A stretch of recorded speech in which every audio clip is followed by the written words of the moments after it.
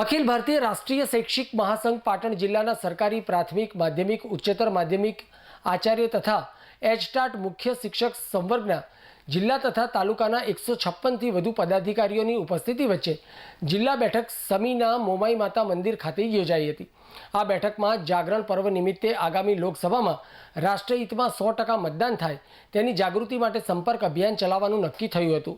પ્રાંત કક્ષાની બેઠકો બાદ જિલ્લા કક્ષાની બેઠક અન્વયે આ બેઠક યોજાઈ હતી। આ બેઠકમાં સૌને વધુમાં વધુ મતદાન કરવા પ્રેરિત કરવા, વિવિધ પ્રકારના લેખ લખવા, રાષ્ટ્રહિતમાં મતદાન માટે વિડીયો શોર્ટ્સ દ્વારા જાગૃતિ લાવવી, પત્રિકા તથા સ્ટીકરનું વિતરણ વગેરે બાબતોનું જિલ્લા કક્ષાએ આયોજન કરી પ્રચાર પ્રસાર કરવા યોજના બનાવવામાં આવી હતી।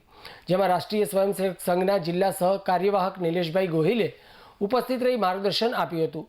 જિલ્લા કક્ષાની આ બેઠક બાદ તાલુકા તથા મંડળ કક્ષાની બેઠકોનો દોર યોજાશે। સમગ્ર જિલ્લામાં 1000થી વધુ નાની બેઠકો યોજવા આયોજન કરી સંકલ્પ કરવામાં આવ્યા હતા।